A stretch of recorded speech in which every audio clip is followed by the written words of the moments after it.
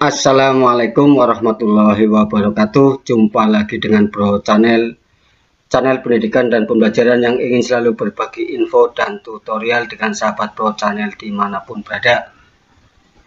Saya berharap semoga sahabat Bro channel semuanya dalam keadaan sehat walafiat dan selalu mendapat lindungan dari Allah Subhanahu wa Ta'ala. Amin amin ya rabbal alamin.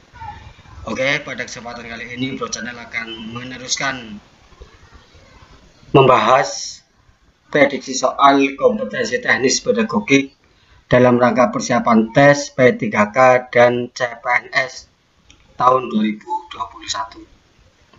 Sebelum sampai pada pokok pembahasan, silakan sahabat Bro channel yang baru bergabung dengan channel ini klik pada subscribe, kemudian klik pula pada like dan beri komentar yang bersifat membangun demi kebaikan channel ini. Kemudian silakan share jika video ini bermanfaat. Oke sahabat Bro channel dimanapun berada, kita akan meneruskan untuk soal nomor 11.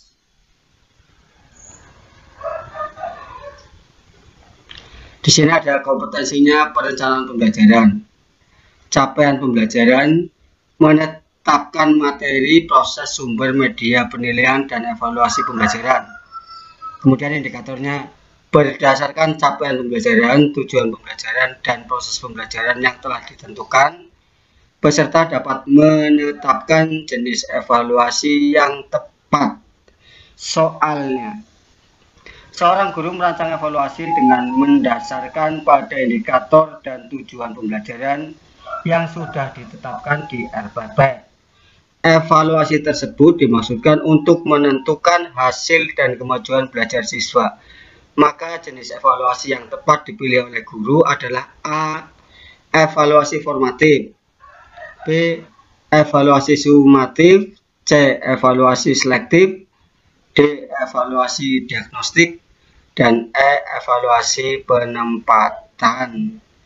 Kita lihat kunci jawabannya. Yang tepat adalah yang B. Evaluasi sumatif. Nah, evaluasi sumatif ini dilaksanakan pada akhir pembelajaran satu atau beberapa kompetensi dasar. Sedangkan evaluasi formatif dilakukan pada saat proses pembelajaran. Tes diagnostik atau evaluasi diagnostik biasanya ini merupakan sebuah tes yang dibuat dengan jumlah item tertentu, soal yang cukup banyak pada suatu materi tertentu yang lebih spesifik. Ini untuk mendiagnosa kesulitan belajar biasanya, di mana kesulitan-kesulitan yang dihadapi oleh siswa. Sementara untuk tes penempatan atau evaluasi penempatan, nah bahasa Inggrisnya placement test. Nah, ini dikenal sebagai ujian yang akan diberikan kepada peserta didik yang mau memasuki sebuah institusi untuk menentukan tingkatan kemampuan dan keterampilan yang dimiliki dalam bidang tertentu, sehingga bisa memperoleh kelompok yang sesuai dengan penempatan yang dimiliki. Contohnya ketika kita di SLTA ya, kita akan dikelompokkan ke kelompok bahasa, kelompok IPA, atau kelompok IPS, bahkan kelompok agama. Nah, ini untuk placement test atau evaluasi penempatan. Oke, kita lanjut 12 ya. Nah, pada soal nomor 12 ini kompetensinya menilai dan mengevaluasi pembelajaran, kemudian melaksanakan penilaian otentik holistik yang mencakup ranah sikap, pengetahuan, dan keterampilan. Sedangkan indikator esensialnya, dengan mencermati RPP dan proses pembelajaran, peserta dapat memberikan pilihan jenis penilaian otentik holistik terhadap aspek pengetahuan. Nah, sekarang soal nomor 12 ini, jika guru memberikan penugasan kepada siswa yang bertujuan untuk mengukur kemampuan dalam menghasilkan karya tertentu dan dilakukan secara berkelompok, maka jenis penilaian otentik yang tepat adalah A. Penilaian kinerja, B. Penilaian portofolio, C. Penilaian proyek, D. Penilaian jurnal, D. Penilaian diri. Nah, di sini yang perlu ditekankan adalah dilakukan secara berkelompok. Nah, ini kita bisa melihat jawaban yang ada di kunci ya. Di sini jawaban yang tepat adalah C. Penilaian proyek. Nah, karena ini berkelompok ya. Nah, sekarang penilaian proyek atau project assessment adalah bentuk penilaian yang diwujudkan dalam bentuk pemberian tugas kepada peserta didik secara berkelompok. Penilaian ini difokuskan pada penilaian terhadap tugas belajar yang harus diselesaikan oleh peserta didik dalam periode atau waktu tertentu. Penilaian proyek dapat juga dikatakan sebagai penilaian berbentuk penugasan yang bertujuan untuk mengukur kemampuan peserta didik menghasilkan karya tertentu yang dilakukan secara berkelompok. Dengan menggunakan penilaian proyek, pendidik dapat memperoleh informasi berkaitan dengan kemampuan peserta didik dalam hal pengetahuan, pemahaman aplikasi, sintesis informasi atau data, sampai dengan pemaknaan atau penyimpulan. Nah, di sini jawaban yang tepat tadi adalah C. Penilaian proyek. Ini untuk soal nomor 12. Sekarang soal nomor 13.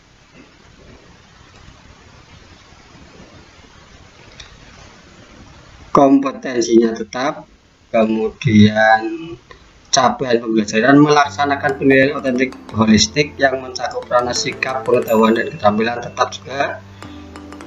Indikator esensial dengan mencermati RPP dan proses pembelajaran serta dapat memberikan pilihan jenis penilaian otentik holistik terhadap aspek keterampilan. 13. Ini pertanyaannya. Pada akhir pembelajaran, siswa diminta untuk mendemonstrasikan tugas belajar yang diberikan guru dengan tujuan agar siswa tersebut mengaplikasikan kemampuan keterampilan yang dimilikinya dan guru dapat menilai kompetensinya. Instrumen yang dapat dipilih oleh guru untuk merekam hasil belajar yaitu ini untuk merekam ya. Penekanannya pada instrumen yang dapat merekam. Nah, jawabannya A. Daftar cek atau checklist, B. Benar salah, true false, C. Pilihan ganda, multiple choice, D. Menjodohkan, matching, E. Jawaban bebas atau completion test. Nah, berarti di sini jawabannya itu checklist. Coba kita lihat kuncinya. Nah, ini jawaban kuncinya adalah A. Checklist. Karena tadi kita melihat dari kata kuncinya adalah ya, instrumen perekam, instrumen yang digunakan untuk merekam. Nah, di sini penilaian kinerja sering disebut sebagai penilaian unjuk kerja atau performance assessment. Bentuk penilaian ini digunakan untuk mengukur status kemampuan belajar peserta didik berdasarkan hasil kerja dari suatu tugas. Pada penilaian kinerja, peserta didik diminta untuk mendemonstrasikan tugas belajar tertentu dengan maksud agar peserta didik mengaplikasikan pengetahuan dan keterampilannya. Nah, ini seperti yang dikatakan pada soal yang ini bersama ya. Maka jawabannya di sini daftar cek atau checklist ya. Bisa catatan anekdot, narasi, skala penilaian atau rating scale. Nah, jadi ini bisa ini selain checklist ada catatan anekdot, skala penilaian dan lain sebagainya. Tapi di sini yang ada hanya checklist atau daftar cek. Maka jawabannya adalah yang A.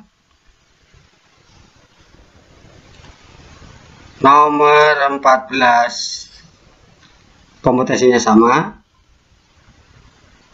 Nah, ini capaian pembelajaran menggunakan hasil penilaian untuk meningkatkan kualitas pembelajaran. Indikator esensial melalui paparan kasus, peserta dapat menganalisis hasil penilaian pembelajaran. Soalnya, sebagian siswa mengalami kesulitan menjawab soal tes pilihan ganda yang disusun oleh guru. Hal tersebut disebabkan materi dalam soal sebagian belum dipelajari oleh siswa. Karena materi tersebut seharusnya diberikan pada pertemuan berikutnya. Hal yang seharusnya dilakukan guru dalam menyusun soal tes pilihan ganda pada aspek materi yaitu A. Soal harus sesuai dengan indikator. B. Pokok soal harus dirumuskan secara jelas. C. Pilihan jawaban harus homogen dan logis. D. Panjang rumusan pilihan jawaban relatif sama. E. Butir tes tidak tergantung pada jawaban sebelumnya. Nah, kalau melihat poin-poin yang ada pada A, B, C, D, E ini semuanya bisa benar. Padahal di sini hal yang harus dilakukan guru dalam menyusun soal tes pilihan ganda. Nah, ini ada kaitannya dengan paparan kasus yang ini, yang pada soal ini. Nah, sekarang kita lihat kunci jawabannya. Jawabannya adalah A. A yaitu soal harus sesuai dengan indikator. Jadi materi-materi yang belum diajarkan berarti kan indikatornya belum dilaksanakan ya. Belum dilaksanakan sehingga apa? Ya kita tidak usah mengikut sertakan indikator yang belum disampaikan ke siswa. Nah, di sini salah satu bentuk tes objektif yaitu tes pilihan ganda. Tes pilihan ganda adalah bentuk tes yang jawabannya harus dipilih dari beberapa kemungkinan jawaban yang telah disediakan. Nah, ini hanya pengertiannya. Tapi intinya ini dalam membuat soal itu ini harus diperhatikan semuanya benar A, B, C, D, E. Ya. Nah, kalau melihat pada soal, nah ini yang paling tepat yang ini, yang A, bahwa soal harus sesuai dengan indikator. 15. Kompetensi menilai dan mengevaluasi pembelajaran. Capaian pembelajaran menggunakan hasil penilaian untuk meningkatkan kualitas pembelajaran. Jadi sama dengan soal nomor 14 tadi. Indikator esensial melalui paparan kasus, peserta dapat menentukan tindak lanjut hasil penilaian pembelajaran. Nah, kita lihat soal nomor 15. Hasil penilaian akhir yang dilakukan oleh guru diketahui beberapa siswa telah memenuhi ketuntasan belajar. Dan ada juga siswa yang belum memenuhi kriteria ketuntasan belajar. Mendasarkan pada kasus tersebut, guru dapat melakukan tindak lanjut hasil penilaian yang dapat dimanfaatkan untuk beberapa hal. Berikut merupakan pemanfaatan hasil penilaian oleh guru kecuali, yang perlu diingat ini kecuali A. Memperbaiki program pembelajaran. Betul. B. Menyelenggarakan program remedial bagi siswa yang hasilnya rendah. Betul. Menyelenggarakan program pengayaan bagi siswa yang hasilnya tinggi. Bisa juga. D. Mengadministrasikan hasil penilaian. E. Menyusun laporan hasil penilaian. Nah, antara D dan E ini kita coba cek jawaban menurut kunci. Jawabannya adalah D. Mengadministrasikan hasil penilaian. Jadi di sini yang tidak tepat dari manfaat penilaian. Nah, ini yang D. Mengadministrasikan hasil penilaian. Nah, manfaat bagi guru hasil penilaian yang pertama mengetahui siswa mana yang sudah tuntas atau belum, mengetahui apakah materi yang diajarkan sudah tepat ya, atau belum, kemudian mengetahui metode yang digunakan ya, dan lain sebagainya. Nah, ini jadi di sini mengadministrasikan itu yang tidak tepat. Karena pertanyaannya ada kecualinya, ya, maka jawabannya adalah D. Lanjut ke nomor 16. Kompetensinya sama, capaiannya sama, kemudian nomor 16. Nah, ini indikator sosialnya juga sama. Pertanyaannya, nomor 16. Setiap kali di akhir pembelajaran, seorang guru akan melakukan proses penilaian. Sebelum guru menyusun soal-soal untuk menilai hasil belajar siswa, manakah yang pertama kali harus dipelajari? A. Buku sumber yang digunakan. B. Kurikulum dan silabus. C. Karakteristik siswa. D.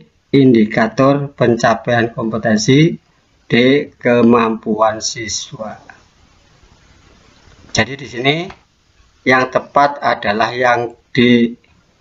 Ketika kita membuat soal itu, ini dasarnya dari indikator yang sudah dituliskan dalam RPP. Nah, sekarang kita lihat kunci jawabannya. Ini. Hal-hal yang perlu diperhatikan sebagai berikut. Yang pertama, indikator merupakan penjabaran dari KD. Nah, kemudian dilakukan dan oleh pendidik. 2. Indikator dikembangkan sesuai dengan karakteristik pendidikan. Rumusan indikator menggunakan kerja operasional. Indikator digunakan sebagai bahan dasar menyusun alat penilaian. Nah, ini jadi yang D ini ada hubungannya ini. Indikator. Ya. Tetapi ketika Bapak Ibu menyusun indikator pelajaran, ya ini harus melihat ini dari KD, ya, sesuai dengan karakteristik, menggunakan kata kerja operasional. Oke, ini barangkali yang bisa saya sampaikan. Mohon dukungannya untuk subscribe pada channel ini untuk lebih bersemangat dalam memberikan tutorial-tutorial yang terbaru bagi sahabat Pro Channel dimanapun berada. Oke, demikian saja. Wabillahi taufiq wal hidayah. Wassalamualaikum warahmatullahi wabarakatuh.